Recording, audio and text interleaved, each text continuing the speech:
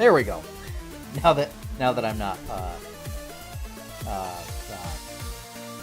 muted. That's the word. Muted. Hello, internet denizens. As we are back for another 8-Bit Adventures Art Night. We are coloring more comics, and as a special bonus,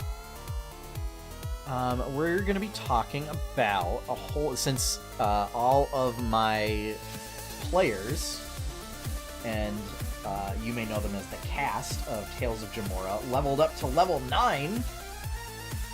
they have some interesting options as far as spells and spell casting.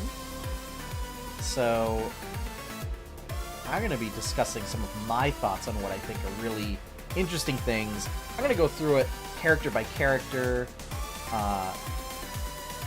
So yeah. But first, how's everybody doing tonight? Doing okay? It's finally starting to warm up here. So it'll be nice when spring finally gets here. Although, daylight savings time is still kicking my butt. And I'm worried that I might be getting sick again.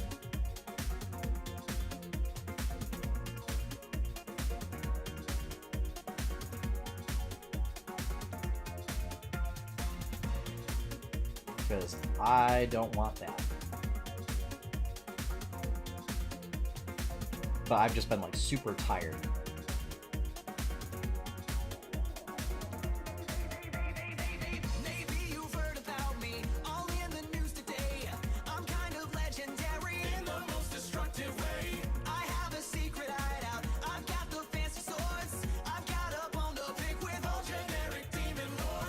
So, first up,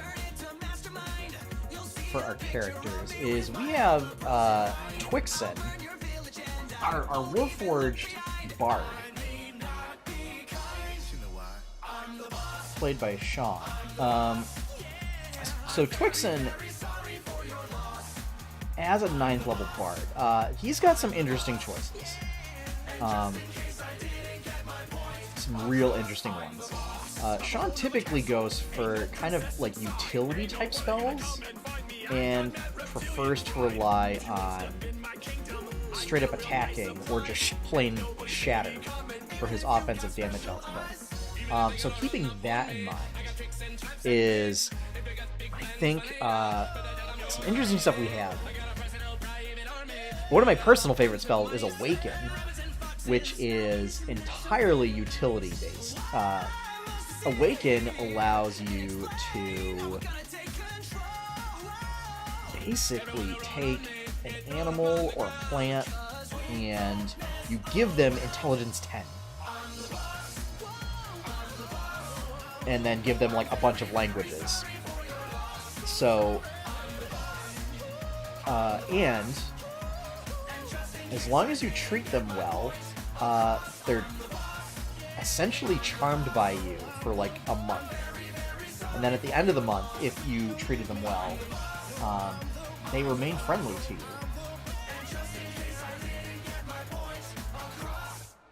So, I mean, in my mind, that's pretty... I always love that as an interesting spell choice. It is costly.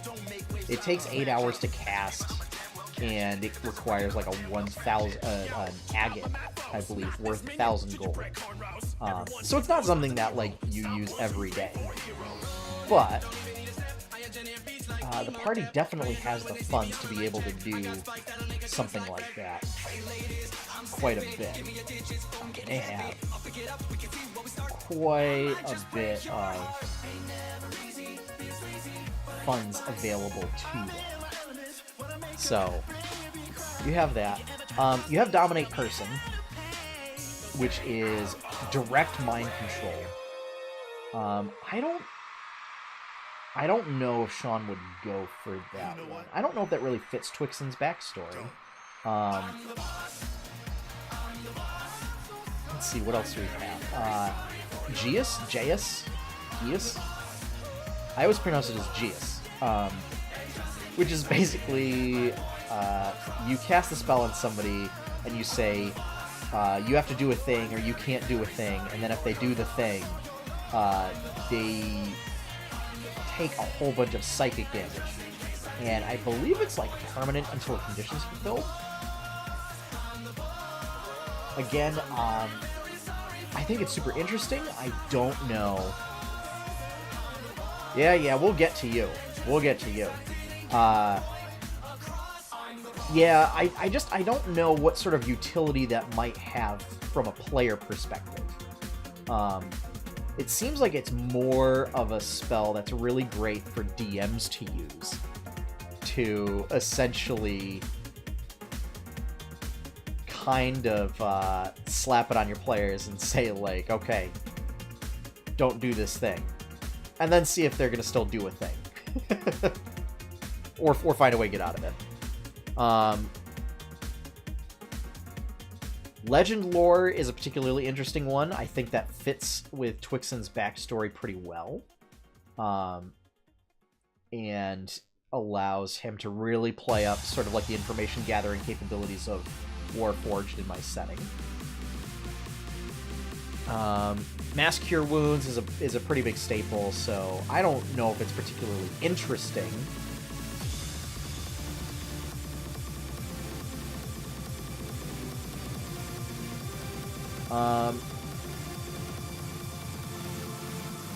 For standard NPC... Yeah, I mean, it is, but you also then have to wonder, are you really good guys for doing that? Because it's basically torture.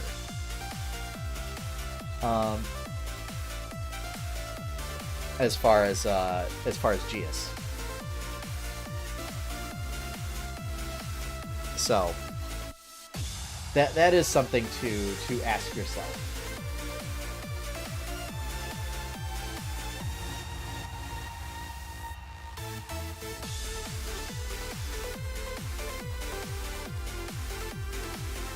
Bringing up Jigsaw as a defense for saying it's not torture is, yeah, no, because the whole point of that movie is torture, and that's literally what he's doing to them.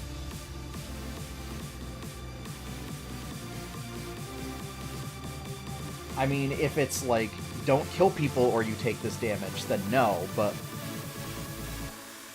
in most cases, it's going to be something that's advantageous for the PCs.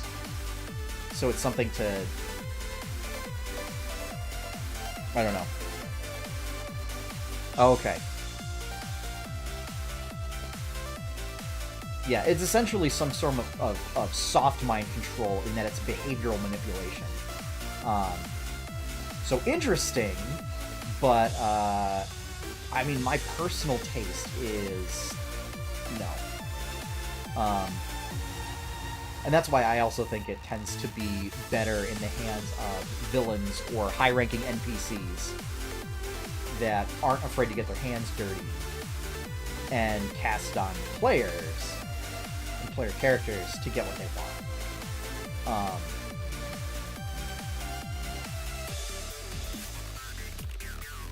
Because otherwise then, like, if you're just casting to say, like, don't kill somebody, then they're like, well, okay. But then it leaves it open to interpretation where they could, like, hire somebody else to do it, kind of a thing. So, yeah. Mislead's pretty good. That's you turn invisible and you create an illusory duplicate of yourself that you can then move around. I'm a big fan of that one. I think that has lots of applications.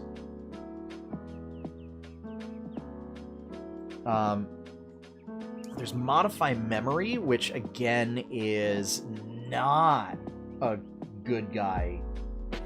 Like, you're not a good person if you cast that spell.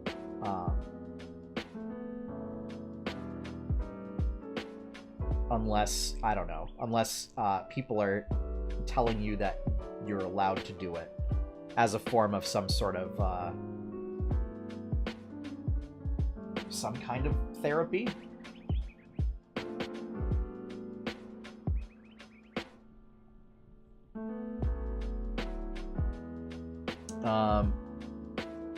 There's seeming, which is basically mass disguise self, which I think is pretty good. I think that was just Sean having a funny. I don't think he would actually do it, because yeah, taking modified memory to mess with another character is like really on the evil spectrum.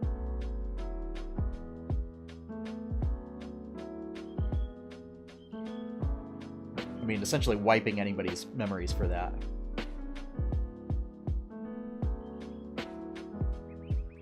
You think that. I think scrying opens up a lot of possibilities. And it's really not as problematic as it might seem. What else we got? Skill empowerment. That's one that I think is really, really interesting. It's you give expertise to somebody in a skill of your choice. For those of you that don't know, expertise is really good. It is you become proficient in that skill, and you add double your proficiency bonus. So you can just decide if Twixen casts this spell, he can pick any skill, not just skills that he knows, but any skill, and a single person... Oh, you must choose a skill in which the target is proficient. It isn't already... Okay. Sorry. It would help if I actually read the full description. So, okay. So, it's... Twixen picks one of your skills, and suddenly you are super good at doing it.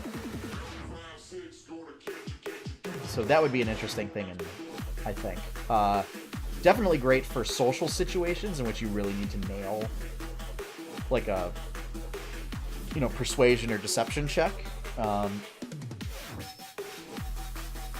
Certainly if you're gonna try and avoid getting lost, and you don't have a ranger, so you can do that with survival.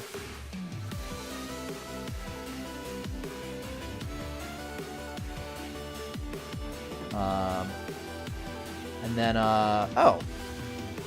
teleportation circle. So teleportation circle is you get the ability to... So it's like a slow cast time. So it's basically done as a ritual type of spell. Because I think it has a cast time... Yeah, a minute. Minute? Yeah, the cast time's a minute, lasts a round.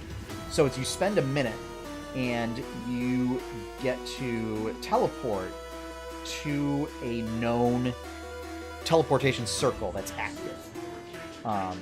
And when you get the spell, you also... It's assumed that you have picked up, in your learning of this spell, codes that go to a particular circle. Think of it almost like Stargate, where you learn basically like two separate gate sequences. And that is teleportation circle. I think that would be a huge one for the party to get.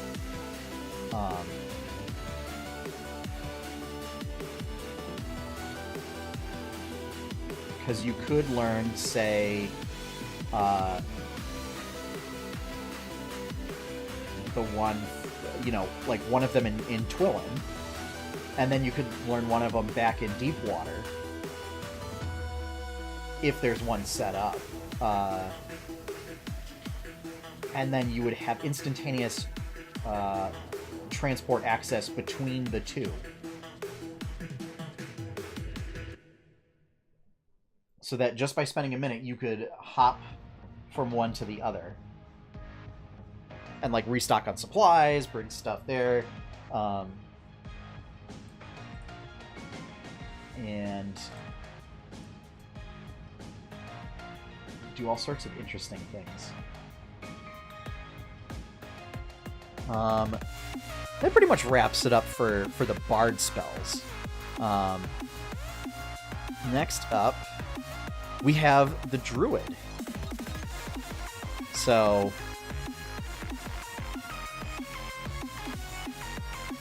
hello, Master Dodo. Alright, so Druid Awaken, and it doesn't have to, and it can be prepared. So that's pretty cool. Conjure Elemental, I think that's going to be a cool one. Summoning water elementals or similar creatures. Let's see. Commune with Nature, I think, is pretty interesting, as it gives you interesting options. Control Winds is a nice spell. Gives you different options that you can do during while you're concentrating on it. So you can make gusts, downdrafts, updrafts. Maelstrom is, yeah, a pretty good AoE spell. Tyrant Kai's big on using his water magic for doing AoE effects. So I think that'll be a pretty key one. As Josh said, Reincarnate. Strong. All sorts of shenanigans, because it's bringing people back from the dead with fun bonus of they might not come back as the same person. They get Scrying. Transmute Rock is an interesting one. So you can just say, oh, hello, no more stone wall. Conversely, Wall of Stone to say, oh, hello, stone wall. Wrath of Nature is pretty interesting as well. That's, yeah. So, I play a ranger in a, just an offline game. And that is like one of the premier capstone spells for rangers. And what it does is you cast Wrath of Nature, and you basically just animate the whole forest in the area. It's a 60-foot cube. So it's a 60-foot by 60-foot by 60-foot cube. And you animate branches, the undergrowth, rocks, and everything, so that you are tripping people, whipping them with branches, ensnaring them in undergrowth, throwing rocks everywhere. Havoc ensues. It's one of my favorite spells. And I say this as someone that's not particularly keen on spellcasting. So, Tyrant Kai has plenty of options as a prepared spellcaster, as the one of the 2 spellcasters that prepare and the only full caster that prepares. He's got a lot of interesting options there. Whereas the other full casters are known casters, so they're going to have to choose carefully. Let's see. Who's up next? Yes. Our paladin is up next as far as interesting spells. Now, Jacobin only gets 3rd level spells, but 3rd level for paladin's pretty intriguing. And since he prepares, this means that he can also swap stuff in and out. But he also gets bonus spells that are constantly prepared for him. Notable one of that, due to being Oath of Vengeance, is Haste. So Jacobin will always have Haste available to cast on himself, which means like extra attacks, bonus AC, bonus movement. He gets Aura Vitality, which allows him to cast it, and then as a bonus action, he can touch somebody and heal them for 2d6. No, just one creature in the aura, so in a 30-foot radius, just heal somebody for 2d6. So do almost like a holy paladin kind of aura. I know he won't take any of the smite spells because he thinks they're inferior to just smiting, so won't bother covering that. Crusader's Mantle is a wee bit interesting, where it gives all your friends plus 1d4 radiant damage to attacks. I personally think there's better options, more interesting options. One of which being the aforementioned Aura of Vitality. Another one being that, ironically, he brought up is Daylight. He was asking if anybody knew Daylight, and guess what? He does. So there is that. Dispel Magic. So that it becomes a case of no longer needing to rely on one of the other spellcasters to cast Dispel Magic. Is that he could do it himself. Does not get counterspell. So, as it turns out, Seraph is the only member of the party that gets access to counterspell. Nobody else does.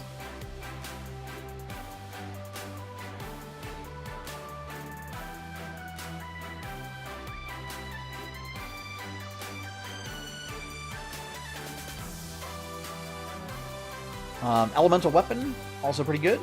Gives you bonus elemental damage on your weapon. And Revivify, so assuming the party has access to diamonds, is Jacobin could revive people if needed.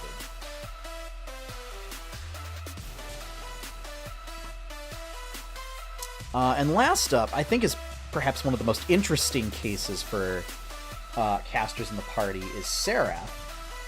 Given that Seraph can get either Cleric or Sorcerer spells as a Divine Soul Sorcerer. So he has a fairly large pool to choose from. And from that pool, there's some pretty interesting and very different selections that he can do. One of which being Cone of Cold, kind of just a big AoE spell. I know Tuck said he was looking to trade out, I forget the name of the spell, like Sickening Radiance or something like that, due to it basically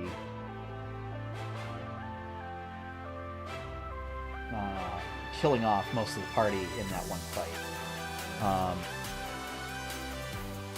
Control Winds, Dawn. So Dawn is a cylinder that causes daylight to appear and deals radiant damage.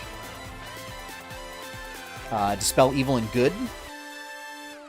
So shimmering energy protects you from Fey, undead, and creatures originating from outside the material plane. So they have disadvantage on attack rolls against you, and you can pick end the spell early to use Break Enchantment or Dismissal, which is just like sending somebody away. There's Far Step, which is as long as you concentrate, you can teleport 60 feet as a bonus action.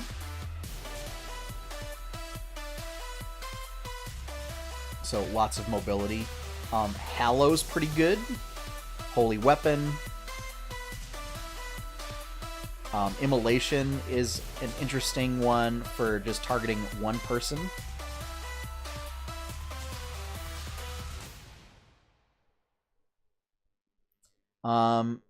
Yeah, I mean, Synaptic Static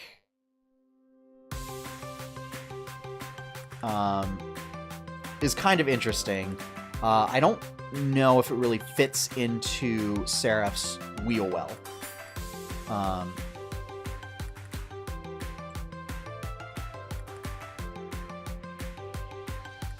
I don't see it really fitting with the character. And because he only gets a certain number of spells, I don't know if he would pick it.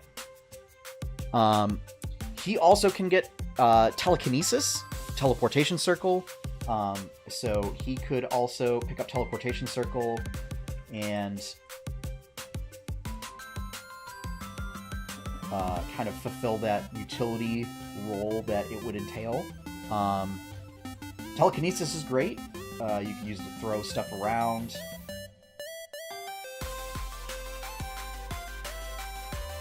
You can also get Wall of Light and Wall of Stone. So Wall of Light, again, deals radiant damage, also blinds people that move through it. And emits bright light out.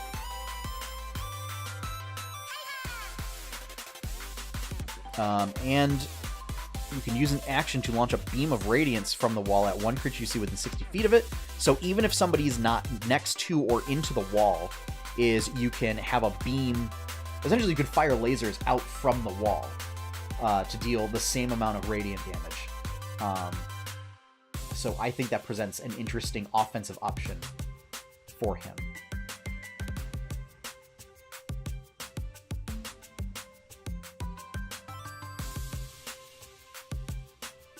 So yeah.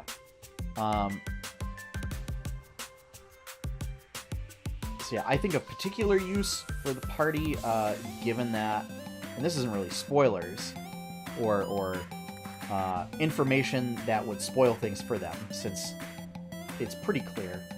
They're going into a very undead-heavy area, so things like Daylight, Hallow, Dispel Evil and Good, Holy Weapon, things that are specifically anti-undead would be good.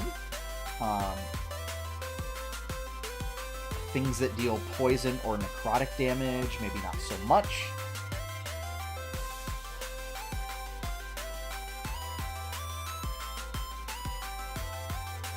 And given the nature of the mission, that they're essentially on like an infiltration mission, things like seeming, mislead,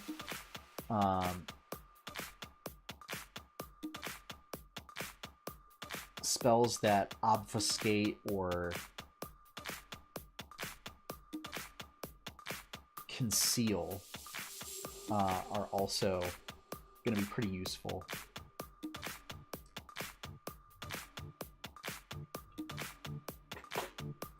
I also, my personal feeling, Wall of Stone I feel like has a ton of utility.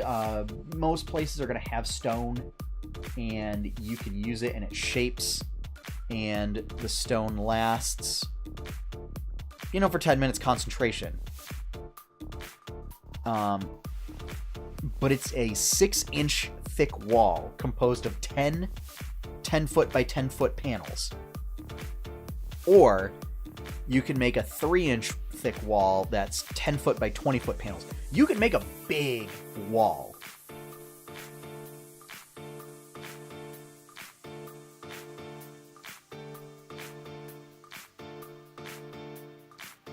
And it has 30 hit points per inch of thickness.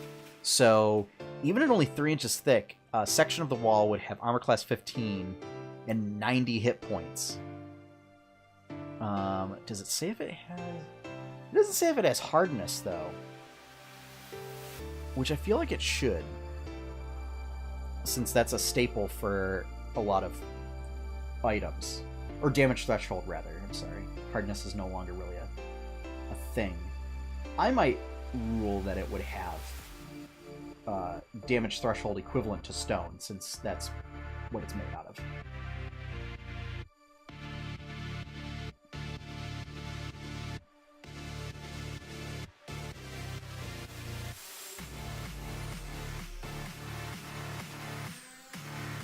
So that's kind of just my my analysis on some of the more interesting options that are available to the party. Now, these might not be the optimal options, but I am always looking out for creativity and kind of just wacky spells that people pick up.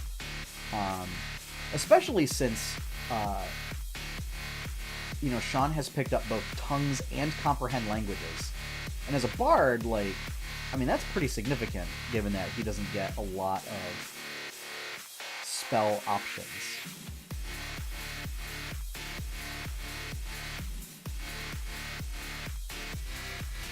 So, one of the things that I always want to try and do is make sure that there are opportunities for players to use the spells that they have, especially if they're known spellcasters.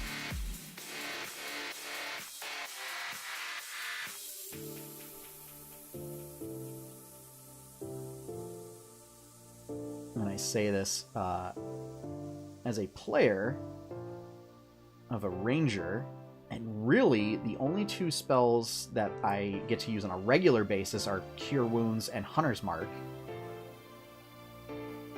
Sometimes I get to use Pass Without Trace.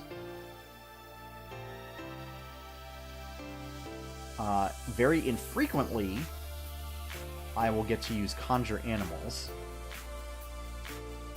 But every time I use it, it causes problems.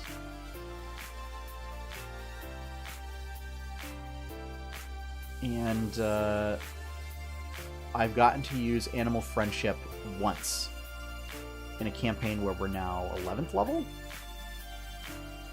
I think. So we've been playing for 2 years, and I've got to cast a spell once. I've had it since day one. And then when I used it, again, it seemed to cause problems. And I will likely not get a chance to cast it again. So, personally, rather than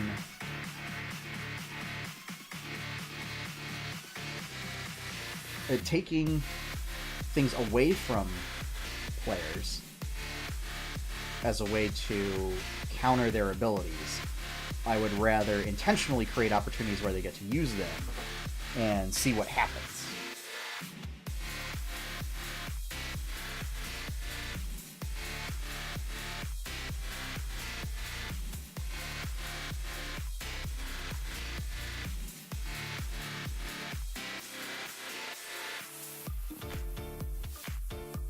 Just because it kind of feels bad, man, when you don't.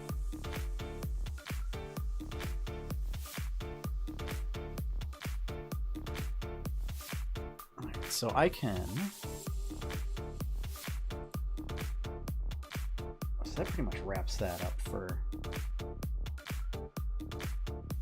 the spell analysis. But, yeah. And the VOD for Tales of Jemmora will be going up tomorrow, as well as the podcast episode. So they're going to go up on the... We're going to try to have them up on the Tuesdays after the session. And it'll be the full session, so be prepared for big, giant, 3 to 4 hour video. But on the flip side is you will have a whole week to consume that media. Same thing goes for the podcast too. I did edit the breaks out of the podcast, so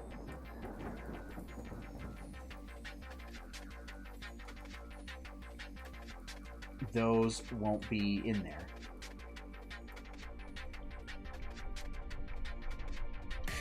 Actually, for this, I should have done this. Is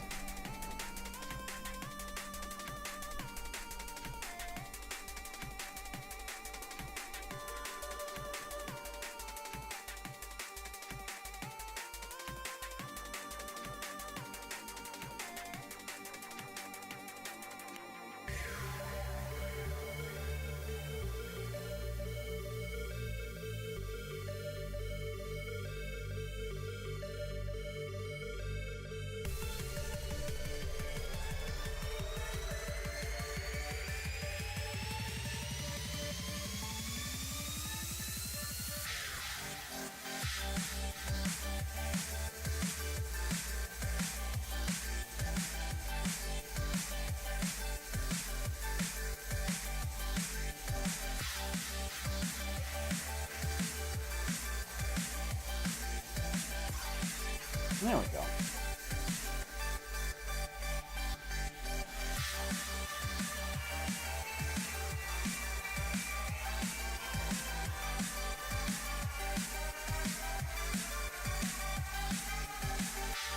And just for the record, I don't know what my players are going to for their spells. And I certainly don't want to have my own opinion of what seems interesting dissuade them from anything that they want to do.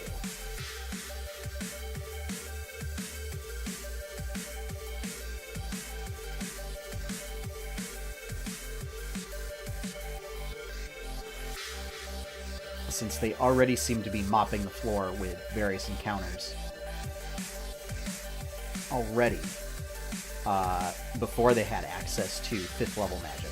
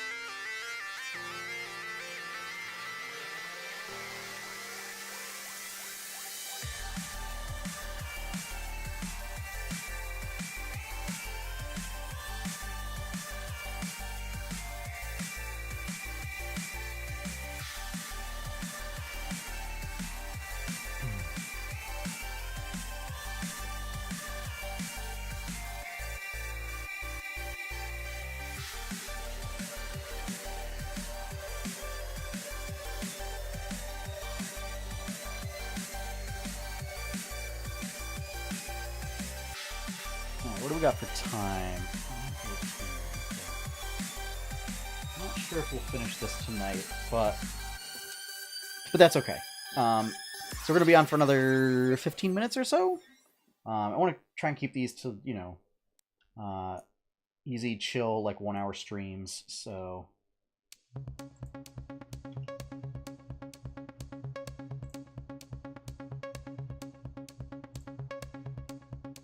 Okay.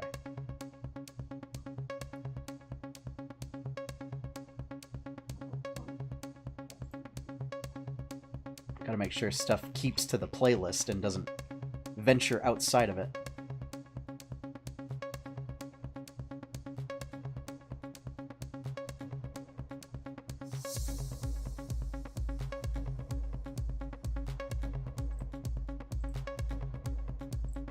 Since I know Spotify was doing that for a little while. It's making me nervous.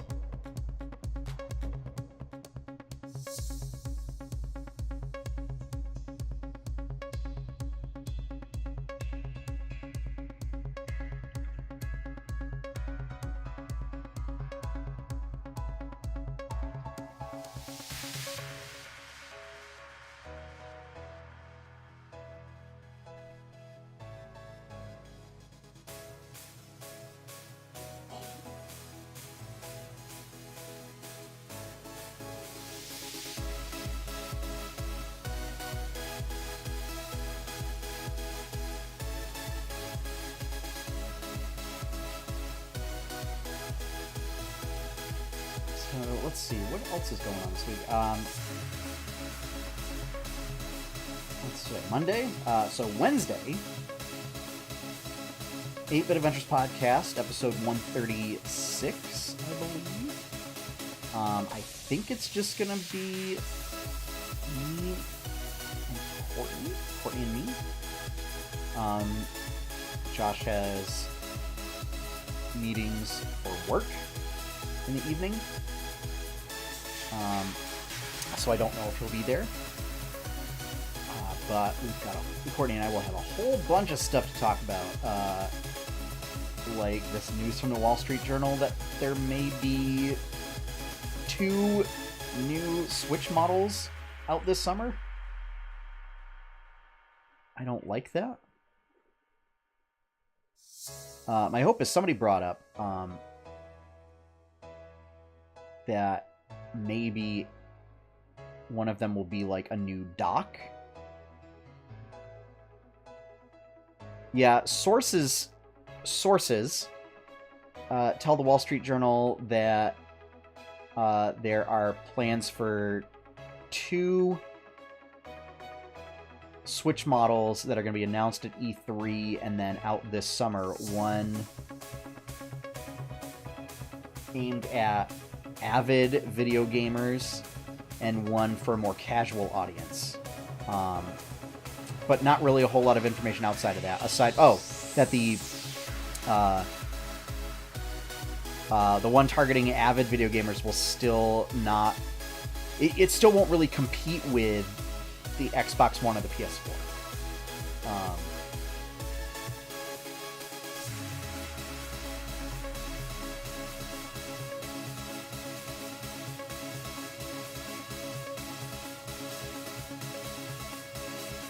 And I mean, that's pretty much it.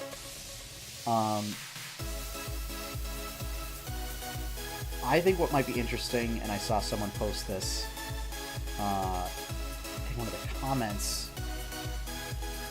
on an article from Kotaku that was talking about it was if the avid gamer version, quote unquote, it's basically like an updated dock.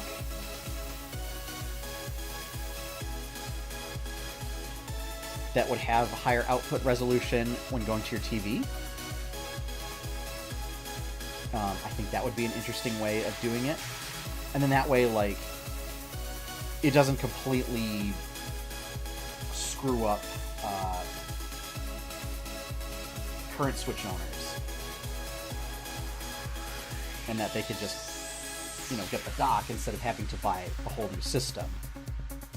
Kind of a thing.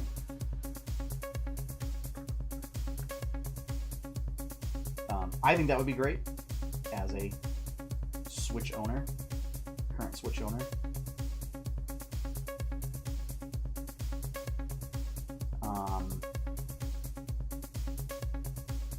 Honestly, don't know if I would bother with it because I think they said something that it was gonna do it for 4K TV owners. I don't have a 4K TV. So I wouldn't get much out of it. And again, this is all rumor. So, but it's the Wall Street Journal's reporting on it, so, a lot of folks are putting credence to that.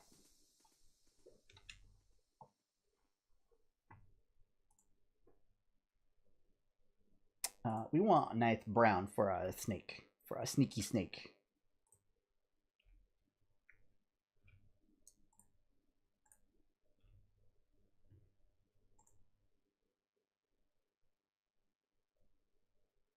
Oh. Looks like we got to the end of the playlist, and it didn't just shuffle.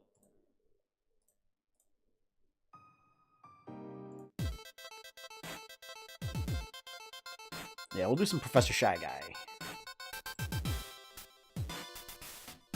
In an age long past, there was born a boy who was not quite sure the kind of qualities required to be the kind of man that can only be described as courageous, caring, kinda short. Be sure to check out Professor Shy Guy's new album. Deception, dancing. Out. Up the path comes These pre-orders are out now? hero, known only There is a track that's available to listen to early, featuring the vocal talents of Matt Mercer. Also on the album is Ashley Birch.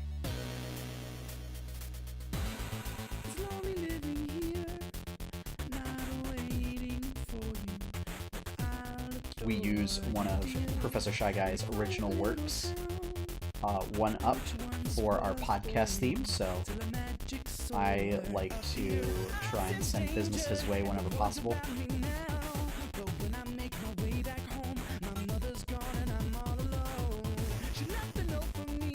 He seems like a cool guy.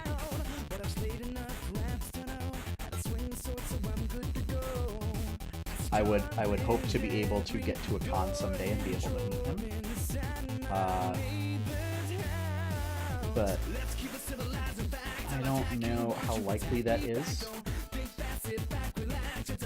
given that my vacation time is limited and cons cost money.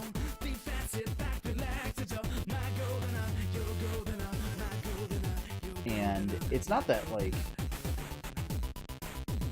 I make decent money, but I also spend a decent amount of money in projects like the podcast, Jemmora, and all that stuff. They're not really self-sustaining at this point, so I still have to invest quite a bit to keep things up and running.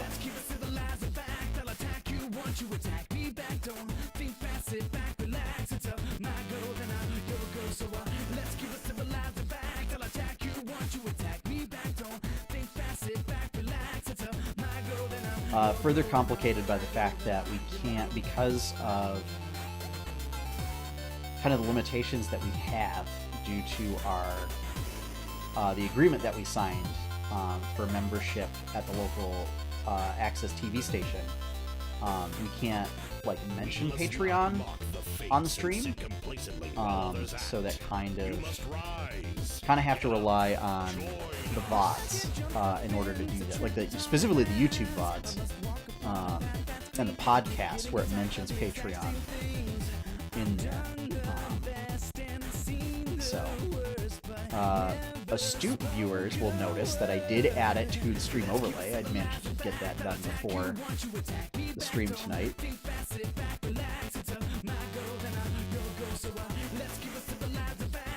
Technically, it's against Patreon's branding rules to use a white Patreon logo like that. I don't know why more companies put in their branding to have, just all black or all white versions of their logo, because you get a lot more utility out of that than having like straight up colors.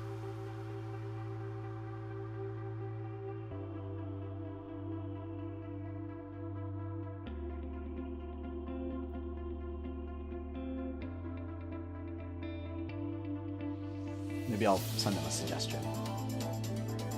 Send a suggestion to their brand director or something.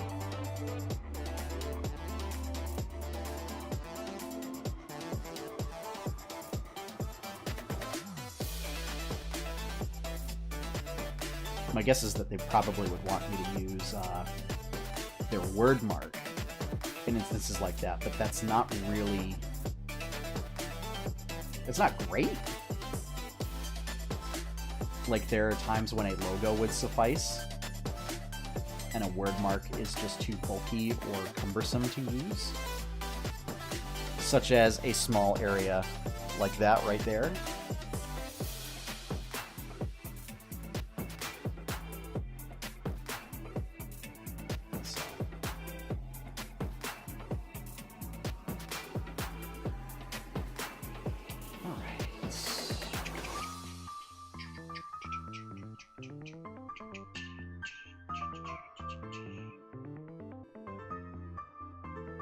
Now, I realize on most snakes, it would be the other way around, and they would have a lighter body with darker bands. But, this is a video game world. We can do whatever we want. There are no biological rules for anything. It doesn't matter. So I'm gonna do it reverse. And it's my world. I can do whatever I want. Make my own rules. I can break those rules if I wish.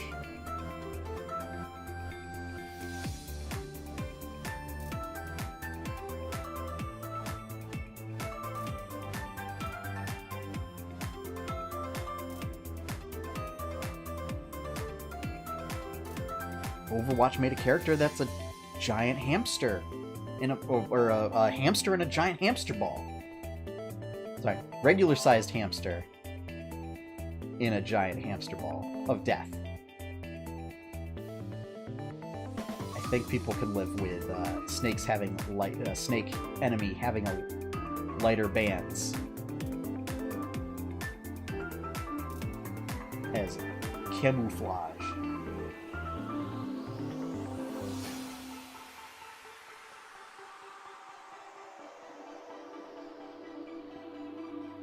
If they put some humps, it would be camouflage.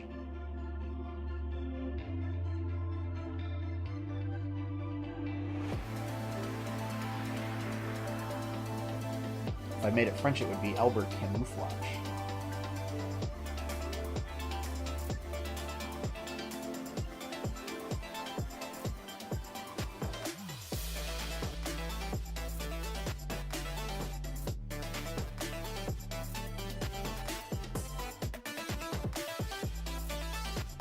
Alright, we only got a couple more minutes before the stream's up.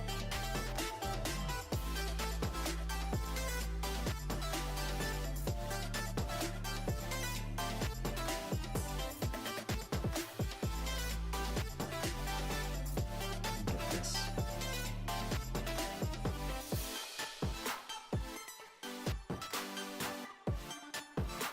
That's good enough. You know what? We might want to do that even lighter. Yeah, that's better.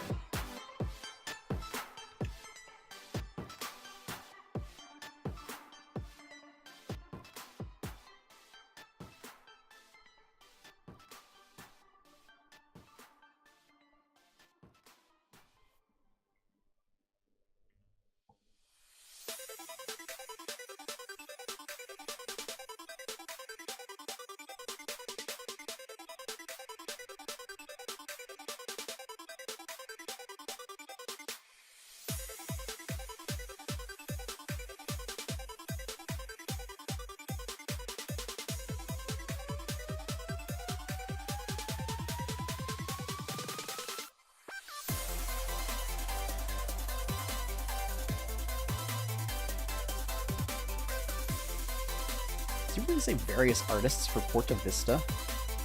It does. What? Well, this is on the Monster Cat label. One of the various artists is Hyper Potions. I'm going to give them credit.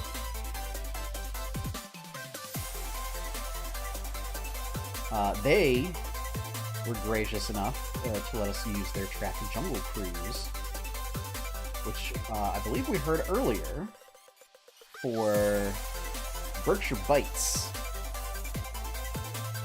as our theme for that.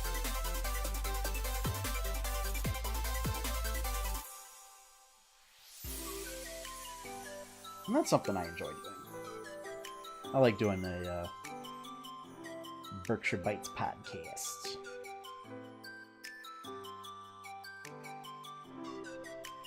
Something nice that my fiance and I get to do.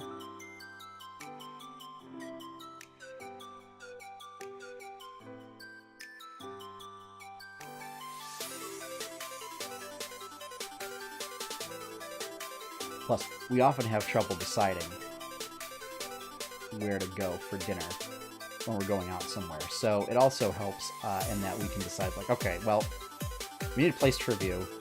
Let's pick a place from the list. And then, you know, we can figure stuff out from there. But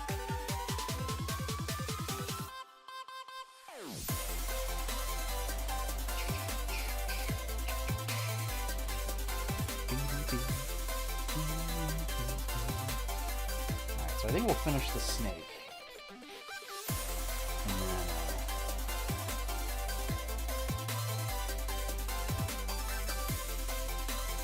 Call it an even. Excuse me, call it an evening.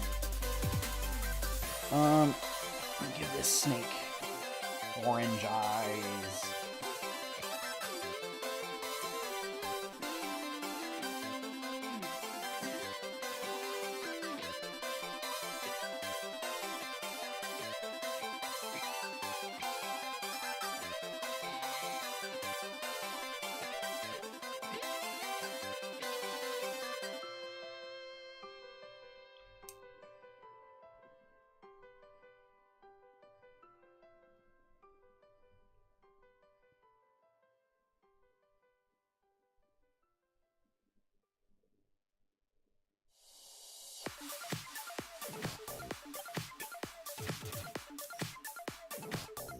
Got teeth.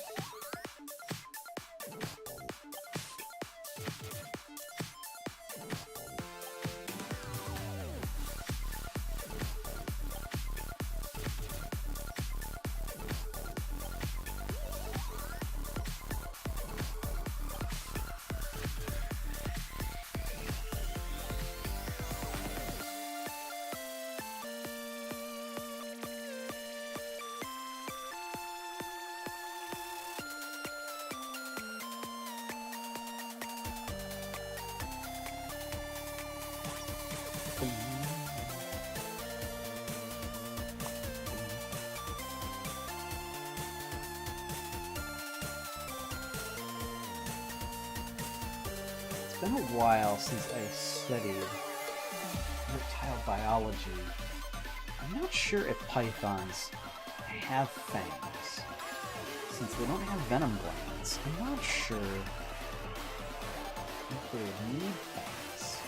I know they have very sharp curved teeth that are used for hooking onto prey and preventing them from escaping, much in the same way that you have like a fish hook, hooks in and prevents fish from getting out. But I don't think they have the pronounced viper fangs, because they don't have venom glands.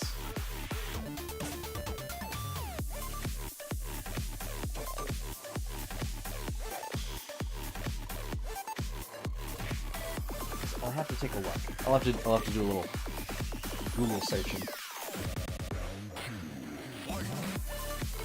But this is a special snake. In that it's a video game snake. So we'll say that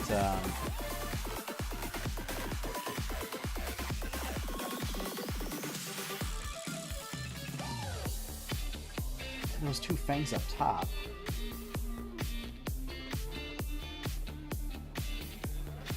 aren't for delivering venom, but are specialized for puncturing and reinforced to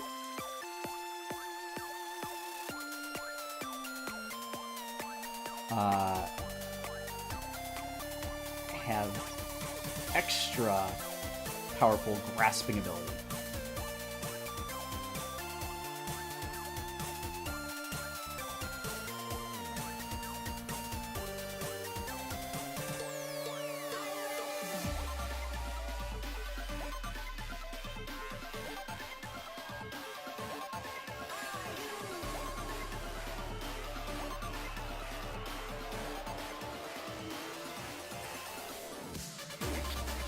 Essentially gives it a little bit more leverage when fighting down.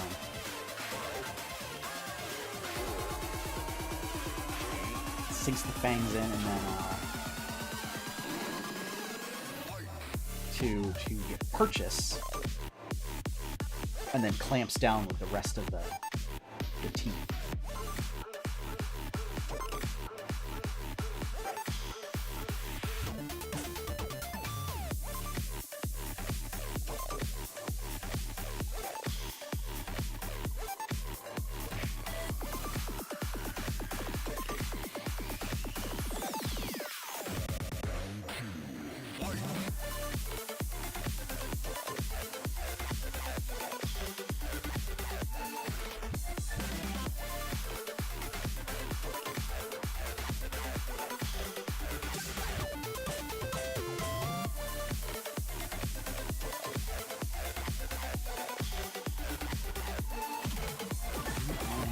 Snake have any bloody gums or anything like that. So.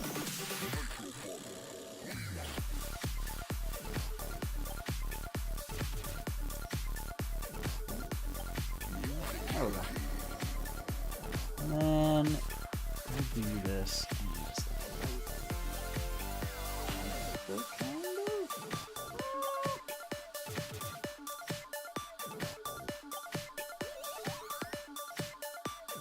Better.